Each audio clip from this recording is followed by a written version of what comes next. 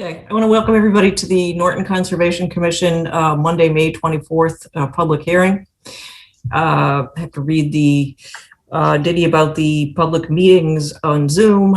Pursuant to Governor Baker's March 12, 2020 order suspending certain provisions of the open meeting law, General Law, Chapter 30A, Section 18, and the Governor's March 15th, 2020 order imposing strict limitation on the number of people that may gather in one place. This meeting of the Norton Conservation Commission will be conducted via remote participation to the greatest extent possible. Specific information, the general guidelines for remote participation by members of the public and or parties with the right and or requirement to attend this meeting can be found at the end of the posted agenda. Members of the public attending this meeting virtually will be allowed to make comments if they wish to do so during the portion of the public hearing designated for public comment by raising their hand virtually or pressing *6 if we're participating by phone. No in-person attendance of members of the public will be permitted, but every effort will be made to ensure that the public can adequately access the proceedings in real time via technological means. In the event that we're unable to do so, despite best efforts, we will post on the Norton Cable website an audio or video recording transcript or other comprehensive record of proceedings as soon as possible after the hearing. The members present include Kerry, Dan Pearson, Jean, Ron, and myself. Okay. So the first discussion is a request to construct a treehouse at Edith Reed Conservation Area. Is there anyone representing the project? I don't think anyone is on. I don't think anybody is on for that, and I haven't heard anything from them. So I think we'll probably just take that off the agenda until they request to be back on. Okay, so I'm guessing we don't need a motion because it was an informal discussion. Correct. Okay.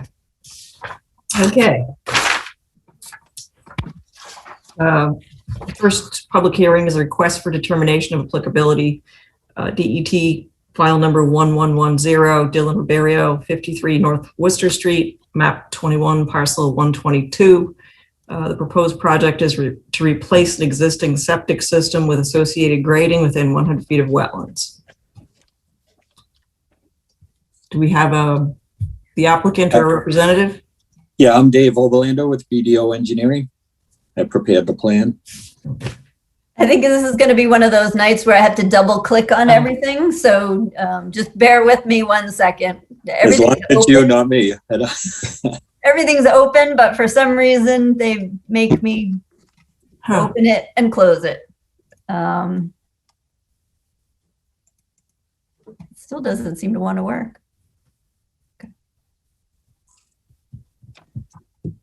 Okay. Can you see a plan yet? No, we still have your No. the list. All right, one more. So it's open, right? You're looking at it, it's open. Everything is open. Okay, so There it is.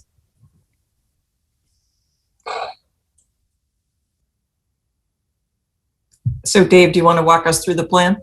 Sure. This is a septic system repair. Well, first we're on North Worcester Street, not too far from the Edith Reed Conservation Area. Same side of the road, a few houses down.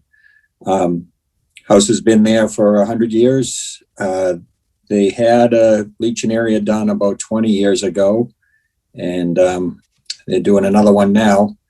The wetlands are, they're more of a drainage ditch. In fact, the owner told me it was man-made, and it does dry out at times, but it's it kind of cuts off the lot. About the last third of it runs across, and it's about 4 feet wide or so.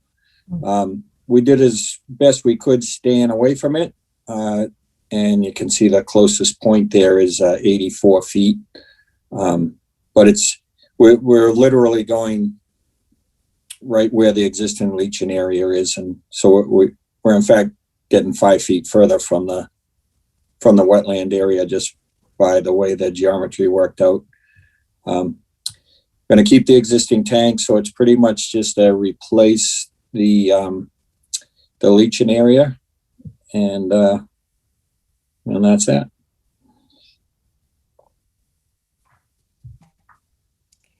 Okay, so there is another little section of wetland that comes up this way, and an area in between the two wetlands has recently been cleared, and so that's something we just need to discuss tonight, how to restore that area. Otherwise, the septic system itself is fine. I do have some photos. Let me know when you want, and I'll switch the screen and try to put those on. Okay. I didn't see a second wetlands out there. There is a sump pump discharge that the neighbor has on that southern property line that eventually flows into the ditch. But I didn't consider that wetlands. This area of the brook that you're saying, maybe that wetlands comes out a little bit more after, you pointed that out to me. But still the closest point would be where we are on the other end, because it's at this point where we're over 100 feet from the wetlands. So we're like 125 feet. So even if that little area was maybe a triangle about 20 feet coming out from the stream. So that's about all I have. But okay, I'm going to stop you sharing. can show the pictures if you want. Yeah. I don't know if you got the ones I sent today. They were. This is going to take a couple seconds here.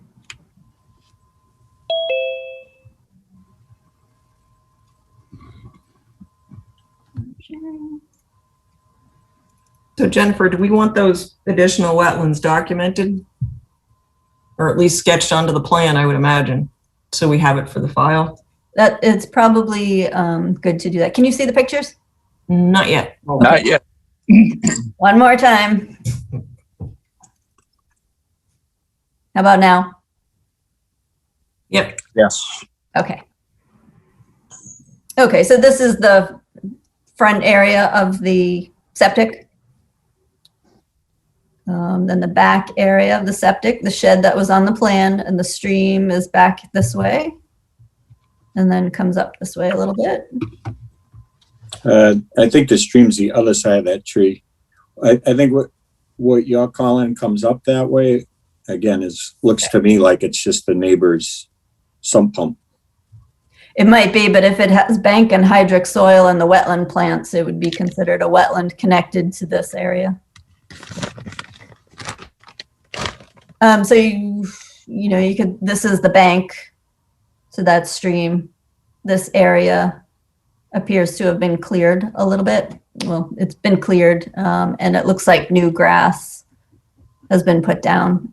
So this is the wetland that's not on the plan. There might be one more. Yeah, it's behind here. So Jennifer, you didn't flag it, right? Nope. No. So Dave, is your preference to have it flagged, or, I mean, it's not going to change the approval of the system because you need to repair it, obviously. Right. But we just want to document it. So yeah, that would be fine, and then there wouldn't be any question. Yeah. Again, I don't know if Jen, if you got the pictures I sent today after going out there, but it's all nice and green now. It's a lot of that vegetation is coming back. I'm not sure what the plants were, but they were the same as what was down near the water. So it looks like they're, coming back on their own pretty good. So, I mean, we could meet out there, flag them. I can locate them as is. And as you say, it's still, still, if you consider that wetland as coming up, I still think the closest point is the other side. We have a lot of room to work with there. Yeah, no, meeting on site is probably a good idea, just to mark that area and have that on the plan, just for the final plan. Okay. Yep. Should I just call your office and set that up? Or?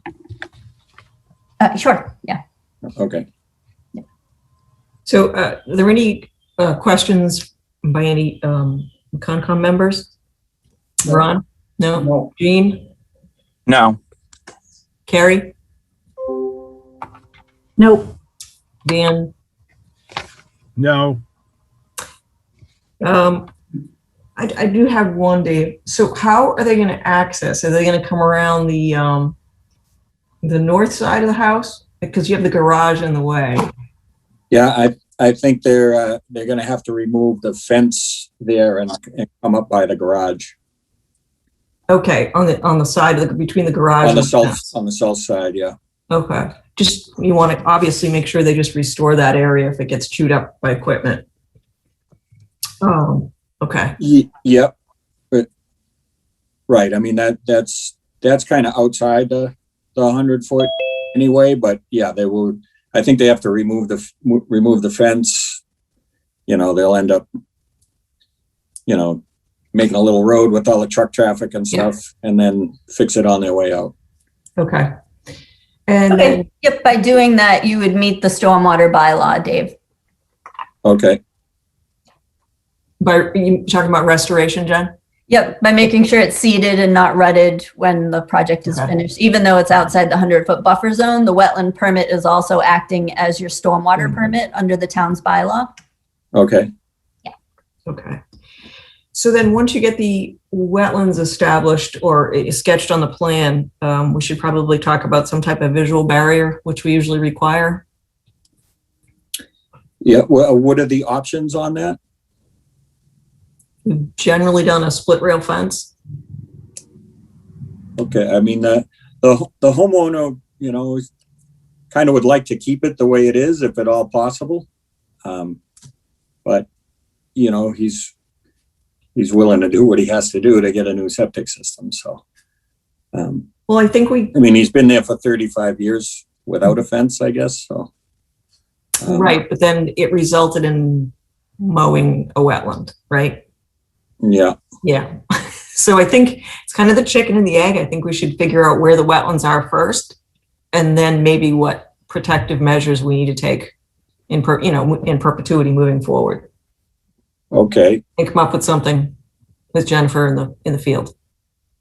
All right. It makes sense. I Yeah. mean, obviously he wants to have a usable yard, but okay. So if there were no further questions from members of the commission, does anybody from the general public and the audience have any questions on this file? I don't know. I can't see the names. I don't know if Pete is. Oh, yeah, Pete's there. Pete, do you have anything to add? Do you understand what they're saying? Yes, Dave, thank you. And thank the commission for allowing me to speak tonight. Jennifer, you were out here originally when we put the septic and leaching field in years ago. I wanted to just add a comment if I could.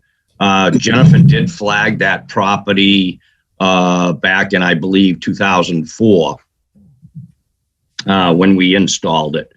The mow line is exactly in front of that. The only area that I believe Jennifer took a picture of was if you saw the original grass line, I did continue to mow there. I didn't go any further. What I did further is I tried to spruce it up a little bit. I dragged out some wood. I moved some branches because that willow tree keeps dropping.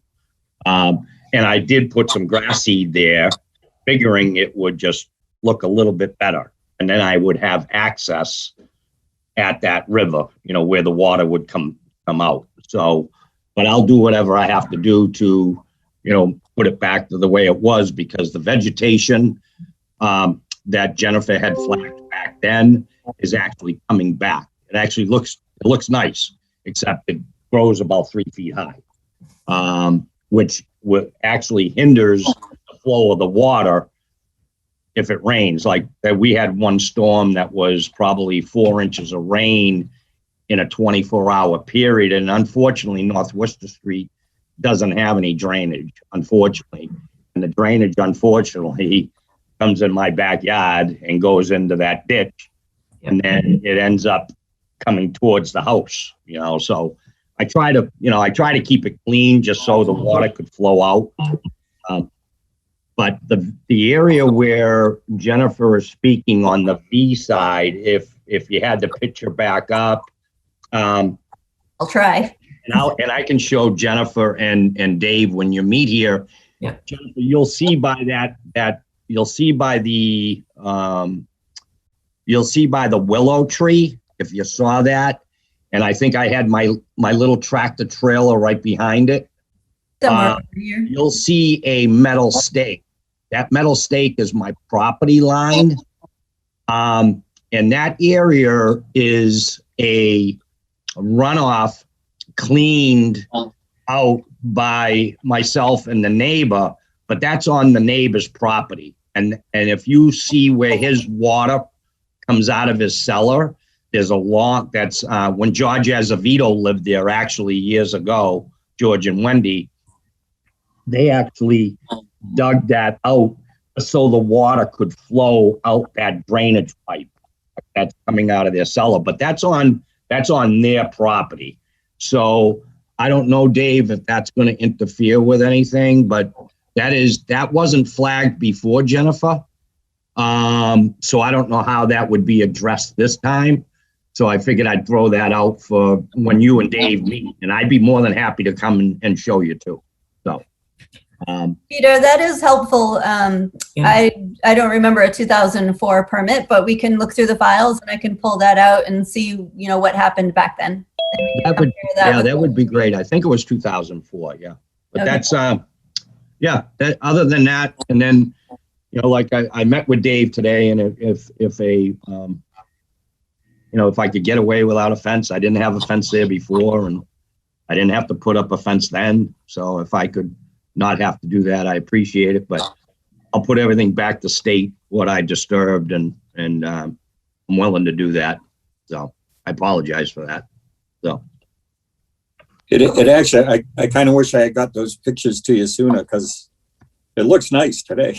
It is, as I said, there's grass coming up, but there's also the wetlands are coming up through whatever those, I assume they're wetland plants, but I didn't really know what those were, but they're coming up. So.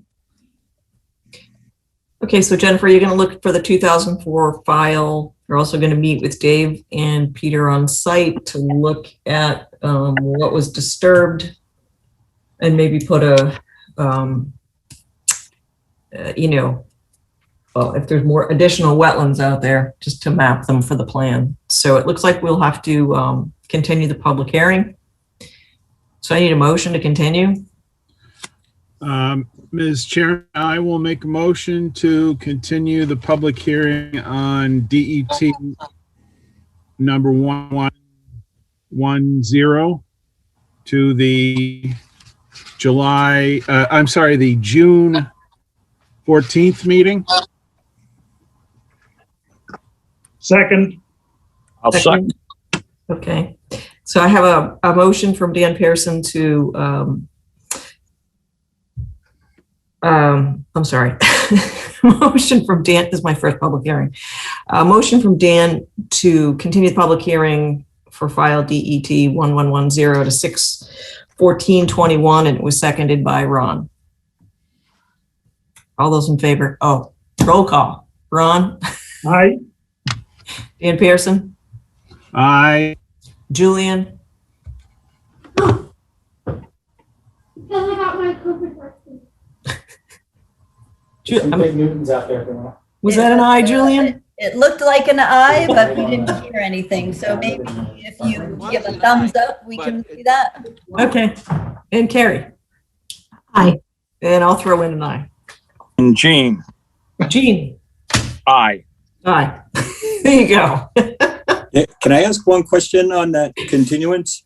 Yeah. If we square everything out in the field, do I need to be there for the continued hearing?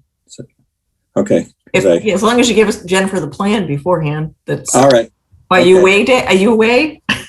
Well, I have one thing on my calendar and it's on that day. So I think I'll be back in time, but just in case. Well, it sounds like Peter can represent himself too. Yeah, sure. I'd be more than happy to. All right. All right. Thank you both. Okay, Thank you. Thank you. Have a good night. Thank you. Yeah. Thank you. Julie, do you, Well, here's the question. Can you hear me? Hey, Barely. if you turn it up just a little. Huh? Sounds like you're in an alternate universe. Well, no. Oh, that's better. Well, I'm kind of feeling that way right at the moment. Okay, well, my sound is at 100% on the scale. So if you can hear that, that sounds fine. You can hear that, yes? yes. Yes. Oh, now everybody's frozen. That I'm kind of looking forward to meetings in person and not with all of this electronic variability. So, and such incredible internet problems. So that may account for the difficulties of me getting on tonight. But it sounds like we're ready to go on to item C. Is that correct? Correct. Okay. All right. Yes. All right. And first, I apologize for the difficulty in me joining the meeting tonight. And we have, according to the agenda, only one more electronic meeting, and then we can get through the fuzz. Right. So this item C is notice of intent file number 250-1076 for David. And the project is for a 20 by 30 foot addition adjoining the existing house to the garage within 100 foot of a bordering vegetated wetland. And do we have a representative of that project?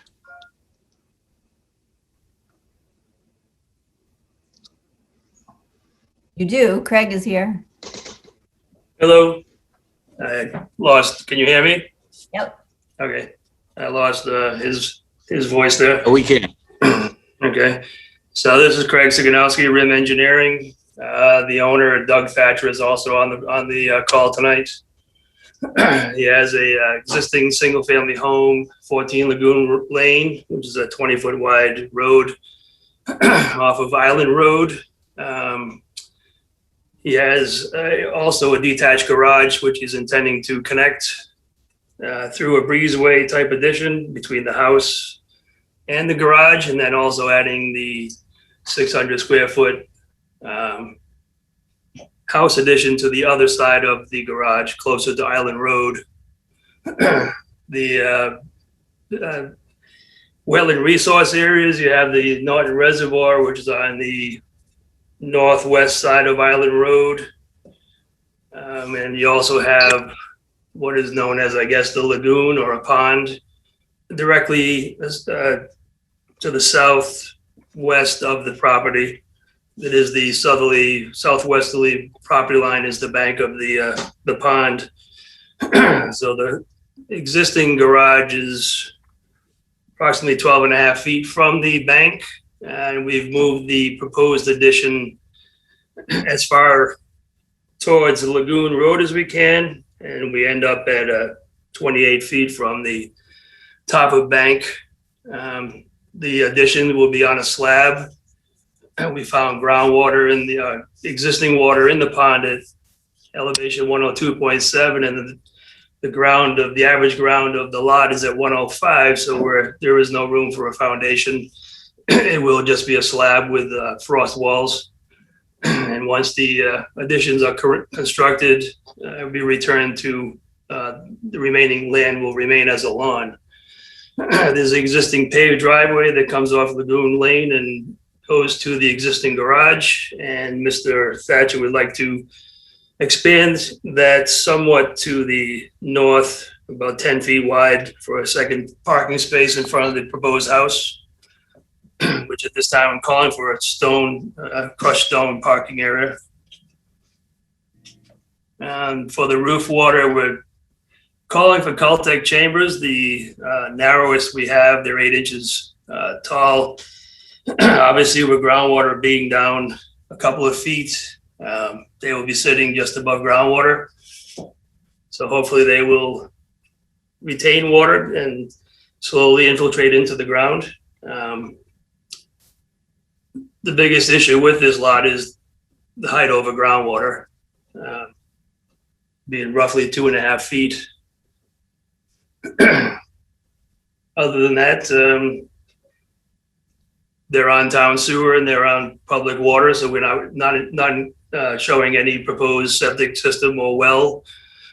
So the 2 additions are the extent of the proposed work. Craig, did you give us a detail or the operation and maintenance requirements for the Caltech chamber? And did you go over that with the homeowner so they know what's expected? Yeah, I did. You know, it's, I guess I didn't send it to you again. I've sent it to you in the past. It's the same. They call for it to be flushed out with water. I can send that to you. Okay. Yeah, the Caltech chambers, their operation and maintenance, you open the inspection port and put a hose into it and flush it out. Okay, and that's something you've gone over with the homeowner so they know what they need to do? Yes, I will. Okay, thanks. Okay. Any further questions, Jen? Just about dewatering. If the groundwater is that high, do you know where you would dewater? Yeah, you have to go as close to Lagoon Lane as we can, and it should be as furthest from Island Road, so we're not spilling over onto the reservoir side. So it'd be between the existing driveway and the existing house in the lawn area. Okay, and did you have a detail for the little basin that you need to construct for that? Yeah, I did put the detail on, but I just realized I didn't show the dewatering space on the plan, which I can add to it. Okay. And any stockpiling would be along the existing driveway closest to Lagoon Lane. I did see that. Thank you. I'm done. All right. Any questions from members? Okay. Any questions from members of the commission? Craig, I was just wondering why you didn't show any topo on the plan? Well, we show the grading at the top of bank and the 105 running through the property. So, just, I mean, spot shots for when you do your as-built. Well, So- we can add that. It's relatively flat. It's somewhere between 104 and 105. Right. So it's, in essence, it's just to show in the end, when you do the as-built, that you didn't fill anything. That's what we're interested in. So if you could give us some spot shots, Sure. that would be great. Okay. And so, Lisa, you're looking back here between the sediment control and the addition. Right, between there and the pond. Okay. Any other location or just here? Well, no, there into the pond, right, to make sure the limit of work is correct as well. So between the addition and the pond, Okay. property line to the south, right? Well, the yellow is the limit of work. Okay. Then within the limit of work. Yep, Okay. that's all. All right. So any other commission members have a question? And just to go over, any members of the audience, if they want to ask a question, they're depending on which version of Zoom you have, the raise hand option is either in the reactions button at the bottom of your screen or on the participants button. And I'm reviewing the participants list and I don't see any hands raised. So we can consider I think if we have all of our information, which we seem to have, we can consider a motion to close the public hearing. Will you just have a couple of plan revisions? All right. Would that be preferably presented at the next meeting and then close, perhaps, and then a continuation to address that? Yeah, Craig, you'll be able to do that before the next meeting, right? Get it to you tomorrow. Okay. So we want a continuance?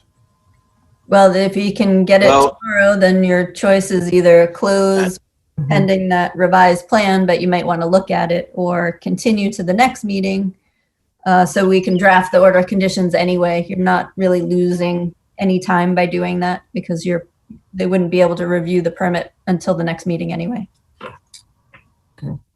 So it sounds like we need a motion Yeah. to continue the public hearing for file, what is it? 250-1076 to the June 14th meeting. I'll second that motion. All right, so a motion is made for continuation of the notice of intent file number 250-1076 to June 14th with the idea that we will be able to close it and potentially vote on an order of conditions at that time. Roll call vote. Lisa, how do you vote? Aye. And then Ron? Aye. And then Carrie and Jean? Aye. Aye. And then Dan Pearson, and I'll throw in an aye. Aye.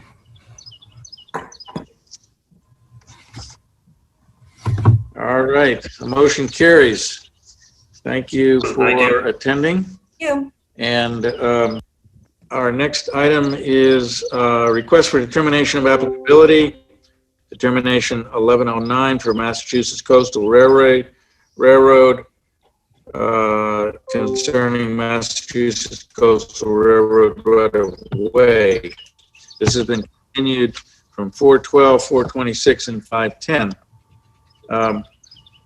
Do we have a representative?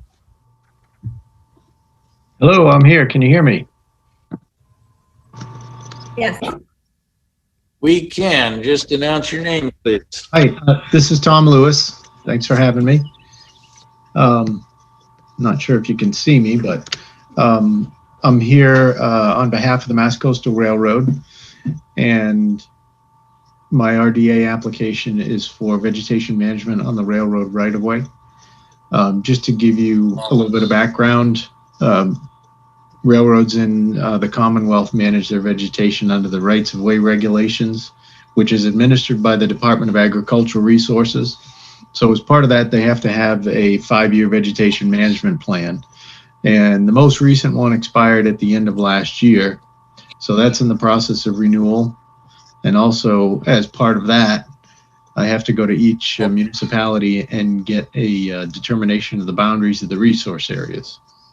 So that's the purpose of my RDA application. If you want, I can either share my screen, or I don't know if you have the PDF of my application, just so I can describe a little bit about what we do. You're not Yeah, seeing we do have, but we're not seeing it. We're seeing a label Norton, yeah, we're seeing a label, but How about now? There you no, go. not yet a plan. That's good. We can see it now. It's, Okay. So it's coming, yes. I can see it. I'm not sure about everybody else. Yeah. Yes. So, okay. I think we So just to give you a little bit of an understanding of the way the mapping works is, so obviously you can see the railroad that runs through town. And the way this map is oriented up is to the east towards Taunton. Down is to Attleboro, obviously. So the areas that are not colored on the tracks are upland. The light blue shaded areas are a buffer zone. Yellow is anything that's in close proximity to wetland or another sensitive area, and that's yellow is considered a no spray, so we cannot spray in the yellow areas. Buffer zones, the regulations allow us to spray in the buffer zone using sensitive area materials, but no closer than 10 feet to the resource areas.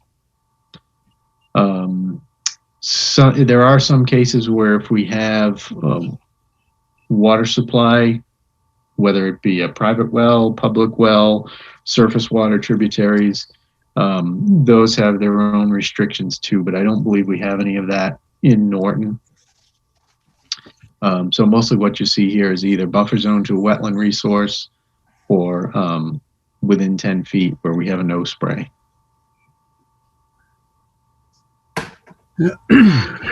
So how do we, I mean, I see you have the coloration there, but how do we verify that those zones are correct? I mean, this is... Yeah, it is. And it's definitely different than what you're used to seeing for any other type of activity. There's no doubt about it. But I will tell you that the rights of way regulations, in the definition, they define the mapping as 1 in 25,000 scale consistent with the USGS quad sheet, which is what we use for these. But in order to actually, to answer your question, to know that they're correct, you have to go out there and see it. I wouldn't suggest that you could just look at this and say it's accurate. You really have to go out and get your feet on the ground and see. The way we actually mark it is also a little bit different than what you're used to, because we fix permanent metal plates and we nail them right to the railroad ties. So as we're coming down the tracks making an application, you can see the plates and we know where to stop spraying or resume spraying. And that's all based on the field work, essentially. And I know 5 years ago when we renewed this, I went out with Jennifer and we went in the high rail truck and went through the whole town and looked at those markings. So I suspect we'd probably do the same thing again, just to reconfirm that.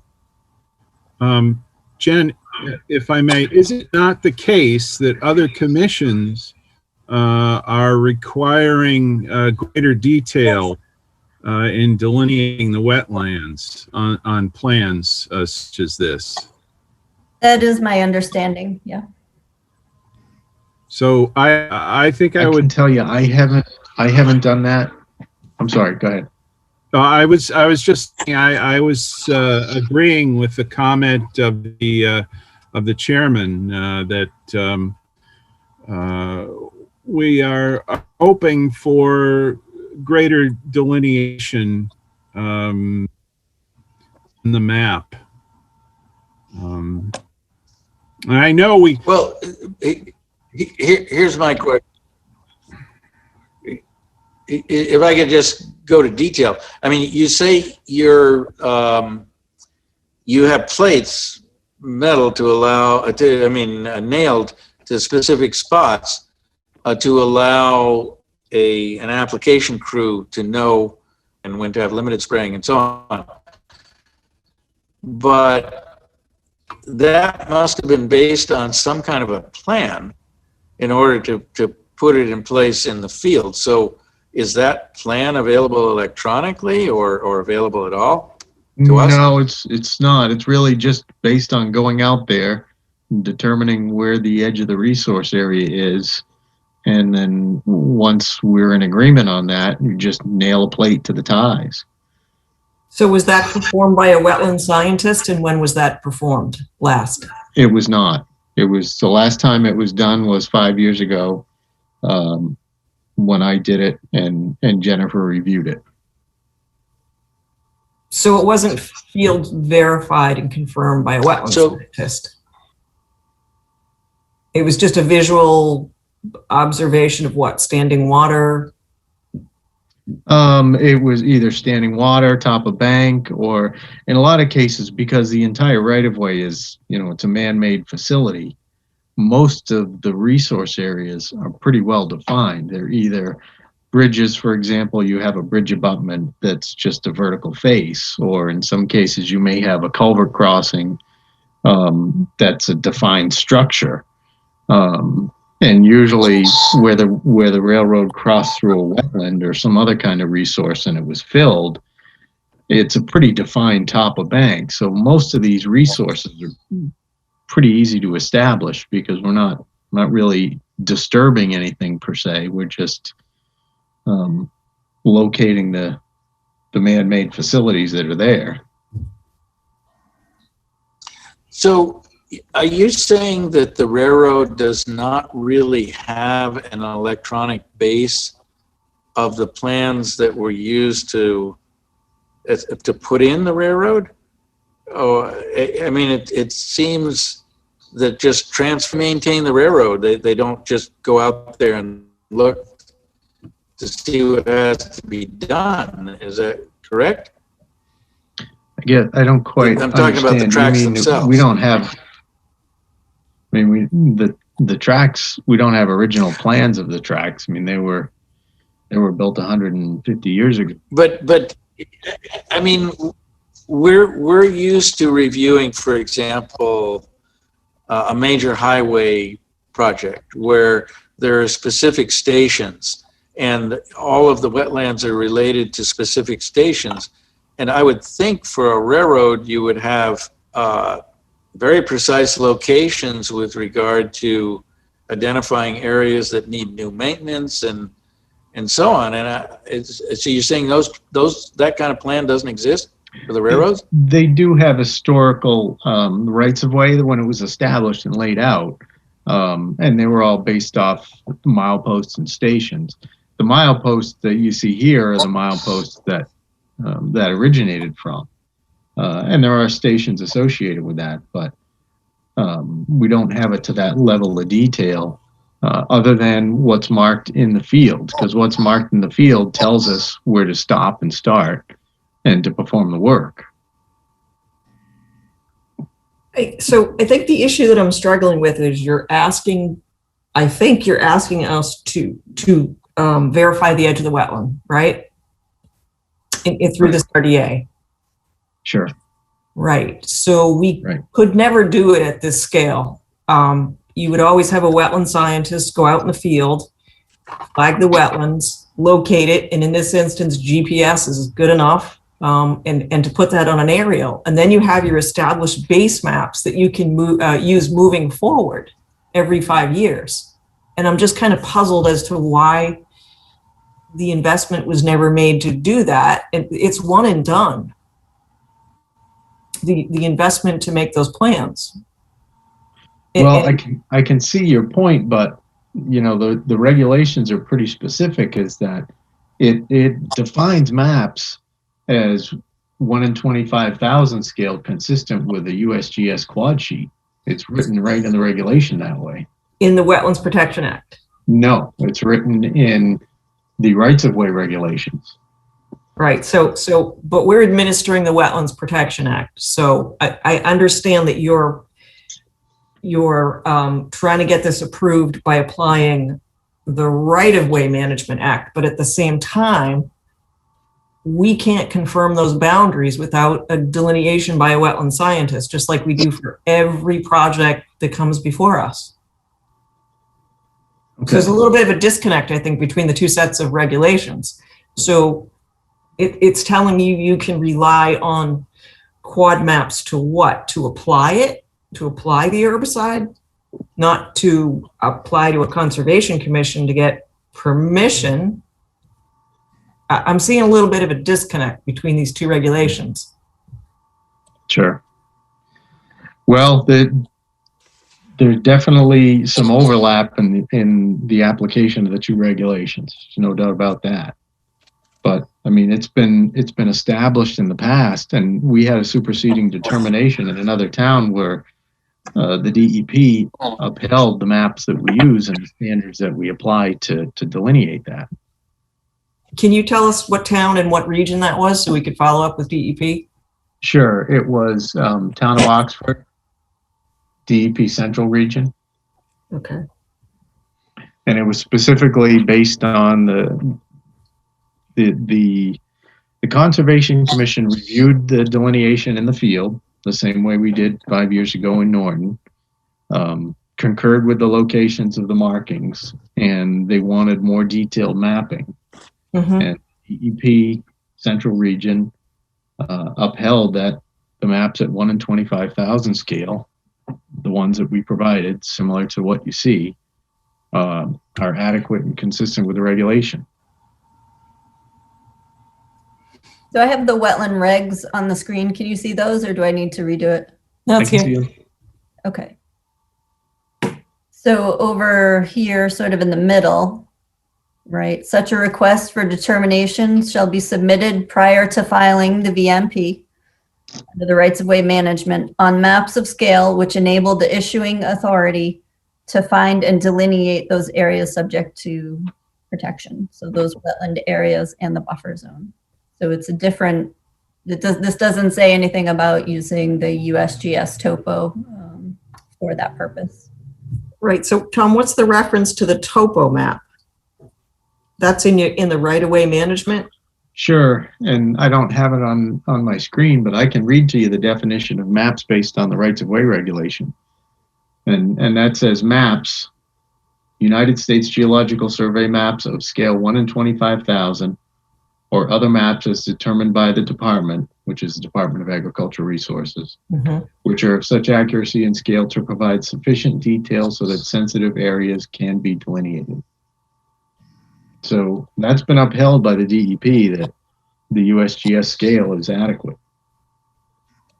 It sounds like it is in terms of establishing a vegetation management plan, but not getting, I'm not seeing the connection between the approval for an RDA to delineate a wetland. So I think we need to check with DEP on this, Jen. Okay. Yeah, I would say that, with regard to looking at the map, what it comes down to is you're presenting something and saying, well, trust me.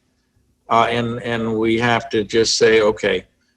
And that really hasn't been what we've done with other projects being consistent with the Wetland Protection Act. So I think if we're going to some kind of direction from what is the view of DEP, because if we say, no, we need more, and you appeal, that it'll be DEP that's going to make the decision. So I think maybe we can to give us some guidance, because we really haven't been in this kind of situation with this kind of extraordinarily coarse scale.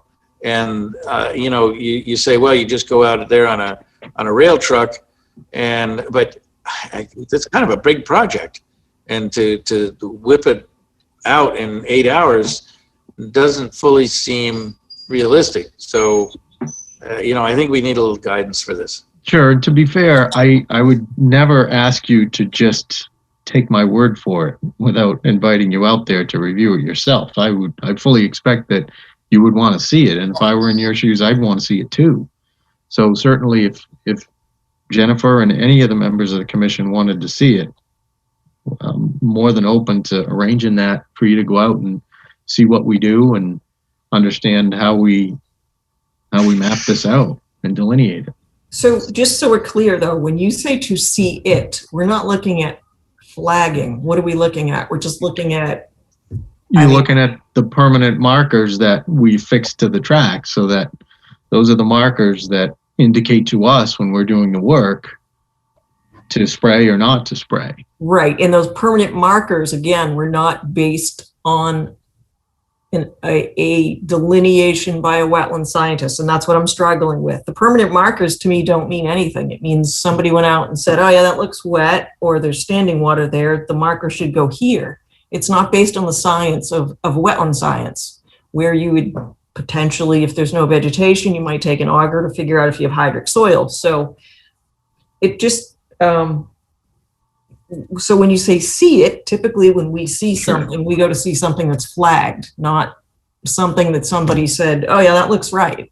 Yeah, I understand completely your concern. Yeah. And one thing that I can tell you is this: I've been doing this since the late '90s, and I've been out hundreds of times with DCR, the MDC before them, and the DEP, and commissions all across the state. And never once have we failed to be able to come to an agreement as to where those plates should go, just by simply looking at it. It's usually very well defined. Okay. So that's why I say, So if you go out there and look at it, you really get a much better understanding of what we do and what we're seeing. So basically then my understanding would be these plates are established with a tremendous amount of conservative view of where the boundary is, and then, okay, well, let's go a little upland so that nobody will dispute where the wetland might be. That's a fair statement. And in Is fact, that a fair statement or not? Because it is. In fact, in a lot of cases, if there's ever been a disagreement, if somebody said, well, it should be 5 feet this way or a few feet that way, to me, we're not performing a similar project like you're used to seeing, where if somebody has more than 5,000 square feet of disturbance of a resource area, that maybe it triggers another filing with the Army Corps. For our work, if I need to move the plate 5 feet, I just move it 5 feet. It's easier than trying to worry, am I gonna spray closer than 10 feet to a resource area? I'd rather just be conservative. And I always found that we're more conservative than we need to be. okay, but I'm assuming this spraying activity actually occurs from a moving vehicle, so a slow moving event here. Yeah. Is that correct? In fact, it's a vehicle that's mounted on rails. And I'm not sure if I have the ability to share my screen, but I can show you a picture of the truck if you want me to, or I can just describe it. It's basically fixed to the track. It has a fixed length boom that's mounted behind the truck, about knee high off the rail, and it sprays with low pressure spring loaded nozzles. So when they stop the spray, those nozzles snap shut, and they can be very precise in how they apply that. And it's a fixed pattern, 10 feet to the left, 10 feet to the right. They can shut off either side independently, so they have a lot of control in how they can precisely apply the herbicide. So I don't want anybody to think we're just going out there and crop dusting. It's very precise. It's low to the ground. So we have a high degree of accuracy when we do this, and we don't put in, there's no vehicles traveling on the ground. It's all mounted on the rail. So there's very little disturbance. All right, well, you used a key phrase, and that is high degree of accuracy. And I think the discussion here is knowing that those plates are properly placed. And I guess that's the core of the discussion. And you're absolutely right in wanting to know that. Sorry, go ahead. No, I'm set. I just was thinking that, anybody looking at this would probably have the same questions and concerns that you all do. I've had the same questions from other commissions, but I can also tell you that anytime anybody's gone out there and looked at it, it only takes a few minutes before you realize you get a good comfort level after seeing what we do and how we mark it and where we spray and where we don't spray. So based on that, I would invite any of you that want to come out and see it. If it makes you feel more comfortable, I'd like to take that trip.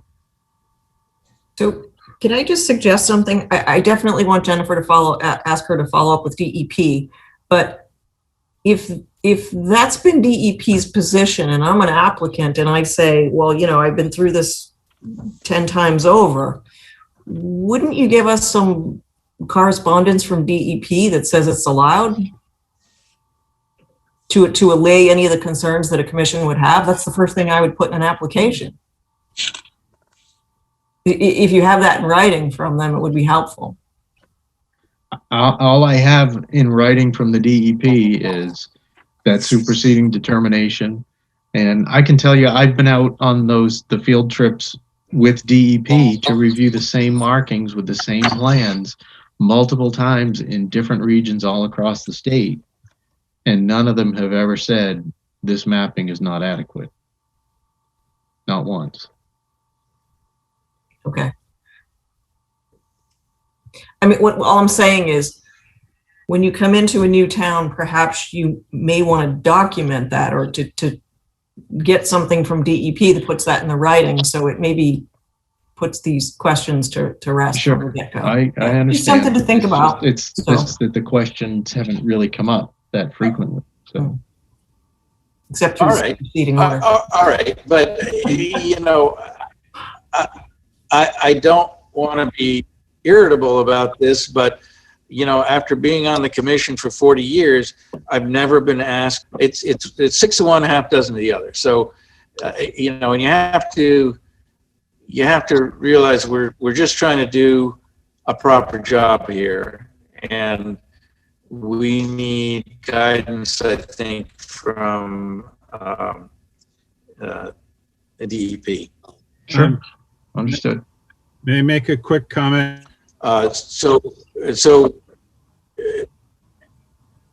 Yeah. Well, I just wanted to quickly bring up a favorite proverb of Ronald Reagan's, a Russian proverb, no less: trust but verify. So that might be our way forward. Agreed. And I'd like to verify it with you if you'll give me the opportunity. So Tom, I just have one more question. Do you think the Russian? Your application only checks off that you're looking for the wetland boundary, but your letter asks that the commission approve work. So if you could modify that first page so it reflects what you're asking the commission to make a decision on, that would be helpful. I'm sorry, you broke up on me. I missed what you were asking for. Your application only checks off that you're asking for an approved wetland boundary, but then your letter goes on to say you're looking for the commission to also approve work. So if you can revise that application page so it reflects both of the things you're asking, that's helpful. Okay. So would you be okay, Tom, with a continuation of this determination so we can get some feedback from DEP, some guidance? Okay. And if you'd like, we can also set up a time to get out on the tracks and look at the delineation too, if you want to do that. Yes. Well, I think, yes. Right. So I think that can be arranged between you and Jennifer and anyone else who wants to be involved. I personally, in spite of the fact that I've been on this commission for a long time, don't necessarily feel completely confident that in 3 or 4 feet. So I'm going to leave that to Jennifer.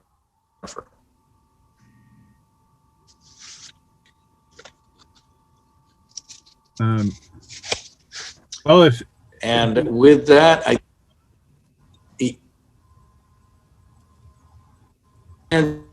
Dan?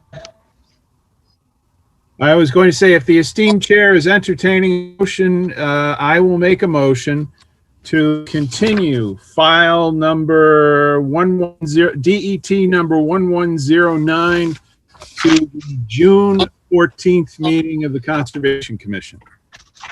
Second. All right, motion made by Dan Pearson, seconded by Lisa. We're going to do a roll call vote. we'll do it in pairs because that's quicker. So Lisa and Ron. Aye. Aye. And Carrie and Jean. Aye. Aye. And now Dan, and I'll throw in an aye. Aye. We got the aye, and the motion carries. So, Tom, thank you for attending. We now have our next item Thank you. Have a good night. Thank on the you. agenda is file number, you bet. File number 250-1032, signing of conservation restrictions. So this has to have, it's an item that needs to be put in the truck. Correct. We will need original signatures for this to send in. You've already reviewed it. It was part of that previous wetland permit application. And so you just need to vote to sign it.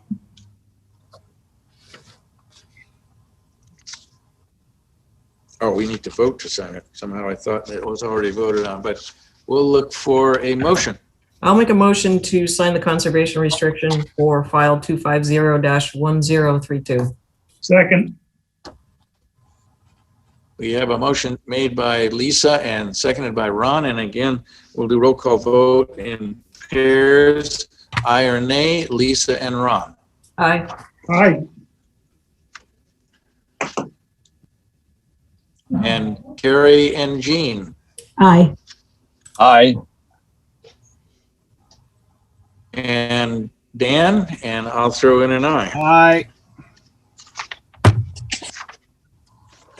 And that motion carries. Thank We you. now have, you bet. We now have plans for file number 250-0943, Town of Norton off Plain Street. And it says that the buffer signs are up by now, presumably, and it's okay to issue. Correct. All right.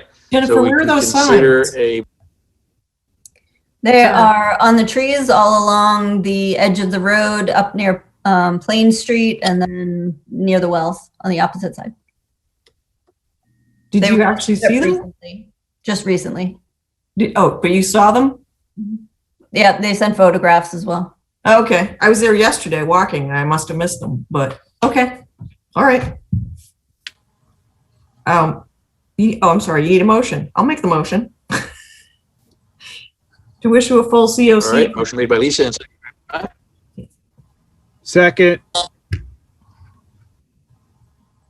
okay, motion made by Lisa and seconded by Dan Pearson to issue the full certificate of compliance for file number 250-0943. Again, aye or nay, we'll do the voting in pairs. Lisa and Ron. Aye. Aye. And Jean. Aye. And Dan Pearson, I'll throw Aye. in an aye. And Dan throws in an aye. So that certificate carries. So is this something we need to sign in the truck, or are the electronic roll call will be sufficient? You have two more, this meeting and the next meeting of electronic signatures. After that, we have to go back to in-person meetings and original signatures. Okay. So the next item is full certificate of compliance for file number 250-0612, Red Mill Village Trustees. And we can consider a motion to issue the full certificate. Correct.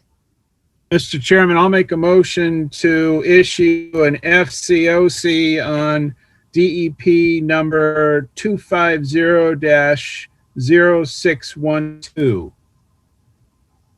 I'll second. Motion made by Dan Pearson, seconded by Lisa. Aye or nay, Lisa and Ron. Aye. Aye. Carrie and Jean. Aye. Jean will recluse. And we already Abstain. Recuse, that's right. You're abstaining, yes. And I see an aye from Dan Pearson, and I'll throw in an aye. So the motion carries. Dean abstaining. And next item is also a Red Mill Village issue. But it looks like this one has a glitch. Is that a fair statement? We don't have as-built plans for the sewer line. And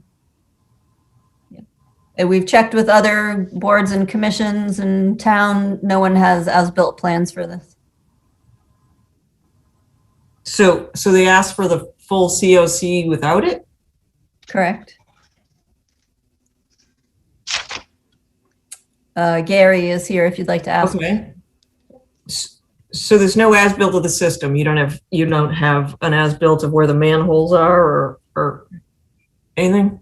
Well, thank you for letting me speak. I'm Gary Perkins, chairman of the board of Red Mill Village. What we do have in 2017, after many months and probably over a year of squabbling with Thorndike, they finally sent us what they considered a set of as-bills, which were forwarded on at that time, and I again forwarded on to Jennifer 2 weeks ago. I don't know exactly what's missing from those as-built from what you want, but if it has to do with the sewer system, it's come to my attention that the city actually, the town of Norton actually took over the Red Mill Village sewer system at the time they built Red Mill, or maybe down the road a few years. I'm not exactly sure when. And I would think if it's what you really want as an as-built of the sewer system, that you folks must have it, because I think it's your sewer system. We're on the city sewer system, and the town of Norton Water Department comes into Red Mill on a fairly regular basis to check what they call the grinders, which are these two big boxes that have things that grind our sewage, I guess. The water sewer department didn't relay any of that information to us, so we'll have to look into that. I'd appreciate that, but I would have said that to you earlier too, but it just came to my attention today and I hadn't thought about it. Yeah. So the as-built plans that you gave us show the actual construction of Red Mill Village. That's why we approved the 25612 file. They don't show the sewer line. So those are the as-built plans that are needed for this particular file, this 25625. So if it turns out that my information is accurate and that you folks, well, I shouldn't say you folks, but the town of Norton actually controls the sewage system, will that mean that the water department or the sewer department of the town of Norton should supply the as-bills? That I can't answer for you until we look at it. Typically, it is the property owner who is responsible for supplying the as-built plans in order to get the certificate of compliance that clears their title. But I'd have to see what the sewer department has to say about it first. Okay, so Jennifer, would you get back to me after you speak to the sewer department and kind of direct me which direction to go next? Yep. And I guess while I have the floor, I want to thank the committee for having carried the request for certificate of compliance under the 250-612. Thank you very much. I assume I'll get something in writing that then we'll have to have recorded. Is that how it happens? Correct. Yeah. We'll send you the certificate of compliance and you record at the registry of deeds and then bring us the book and page number. When you say bring, just email it to you, I assume? Email it. Yep. Okay. Just want to make sure so I understood. Okay. Great. Thank you so much. Thank you. Thanks for coming. So we should table this issue or this request then? So, yeah, I don't think we need a vote for tabling it, but we can put it on the next agenda and you'll have an opportunity to look into it. All right. I think somebody has a question. I think Orrin has a question. Julian. Orrin Siegel. Yes. So go ahead, Orrin. Sure. Just for your edification, I think what Gary was referring to is there was an easement deed granted to the town. It was recorded in book 20295, page 175, in July 13th, 2012. No, that was document 2012, I guess. And basically, in addition to giving you control of the Red Mill Village, I think this particular certificate of compliance deals with the extension down Newland Street. That was actually deeded to the town by reason of this document, and there was attached to it an agreement, I think it's called, an agreement to transfer sewage force main system from the trustees to the town. And that was dated, again, on March 21st, 2012. So basically, that sewer line that goes down Newland Street is owned by the town. I think they needed it for Norton Glen at the time. And so they needed access to that. And that's how they got involved with taking over our force main system. But at that same time, we conveyed whatever's in Newland Street to the town. So you may reference that. And I'm assuming when they took it over, they knew it was there or they got the plans that they needed to work with it. Hope that helps. Thank you. Yeah, it's a force main. We're not going to see much. There's no manholes. So, Okay. Anyway, okay. All right. Well, it sounds like we should be able to clarify it by talking to the water and sewer department. So we'll likely be doing that.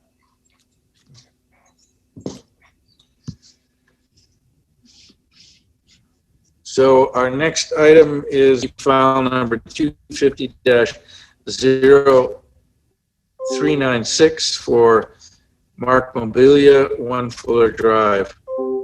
And it's, I guess,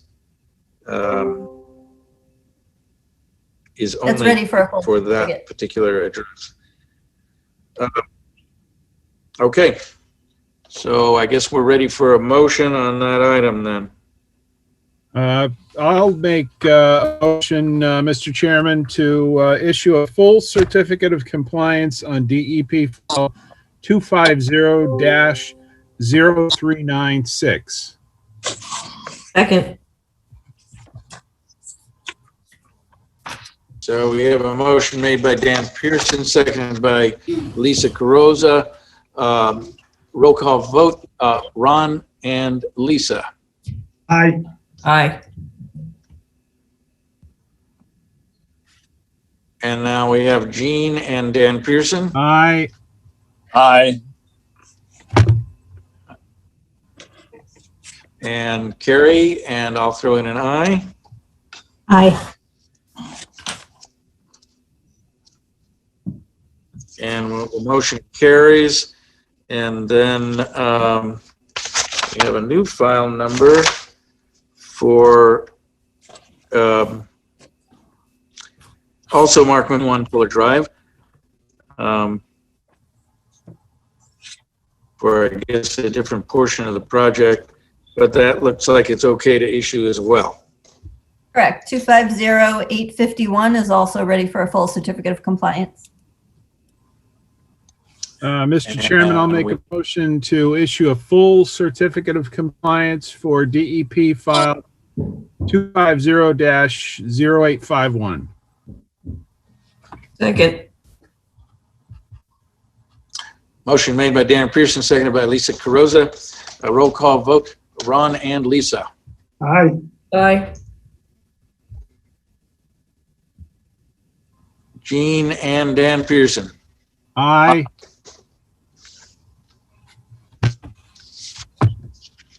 And Carrie, and I'll throw in an aye. Aye.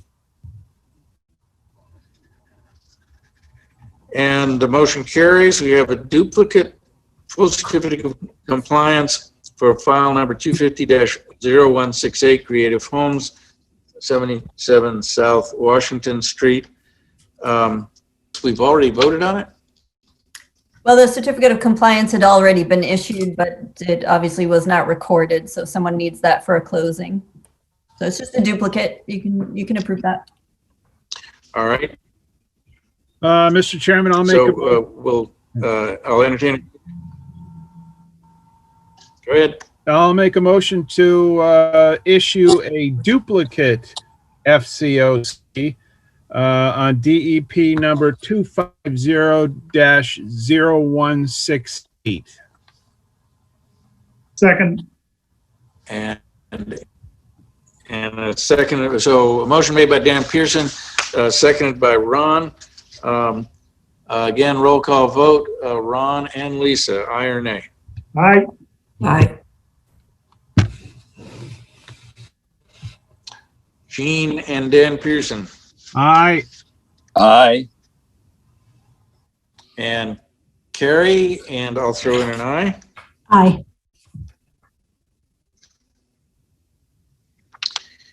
You know, I was speaking to Verizon Consumer Help, and it turned out to be somebody in India, and there was no time delay. And I can't believe the 2 or 3 seconds between trying to talk to you guys, and I was talking to halfway around the world. Instant response. But draft minutes for Monday, May 10th. And Carrie was absent, but everybody else was here. Any questions? This record. One of the things I might note is on page 5, the second paragraph. I think what we're talking about here is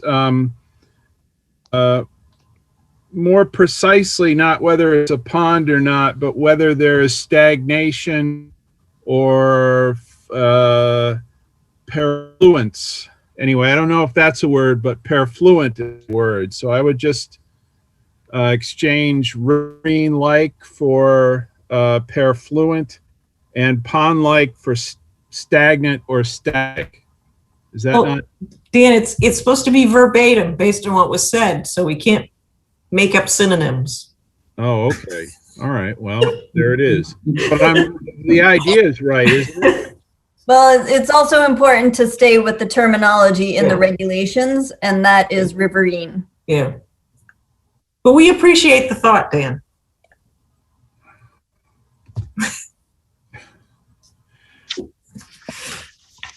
But I thought these All are right, so such a long one. So I would make a motion to approve the minutes as written, the 5/10/2021 meeting minutes. Second.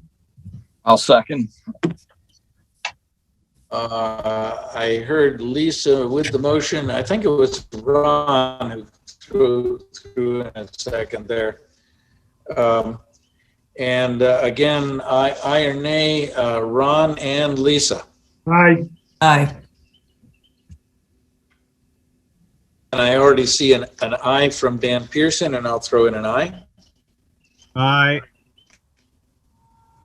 Aye. But yeah, I'm voting aye, but I have the idea right, don't I? I mean that what was at issue in that case was whether the water was stagnant or fluent. Is that correct? I mean, I'm not trying to change the words now. Okay. All right. Okay. That's all I wanted to know. I just wanted to make sure. Yeah. Okay. And then Carrie, I didn't see your vote, and your mic is muted right at the moment. Yeah, sorry, I didn't hear myself called on. I'm going to abstain. I haven't seen the minutes yet either. The post office keeps not giving me my packet on time. You didn't get your packet this time? No, I got it for the week I missed, but I didn't get it for tonight. It's also on the internet. I mean, I didn't. It was the minutes weren't attached. I got everything else for tonight, but I didn't see the minutes on there on the email. But in all fairness, you were absent, so you can legitimately abstain. Yes. All right, next, the state of emergency will ending on June 15th. Town Hall will open on June 1st, and we will return to in-person meetings on June 28th. Are we gonna have a cake? Jen, is there any scuttlebutt that the governor is going to, or I think it's the legislature that has to approve it, right? I know bills have been submitted, Yeah. supported by Mass Municipal and Mass Home Builders Associations, but I don't know of any votes taken yet.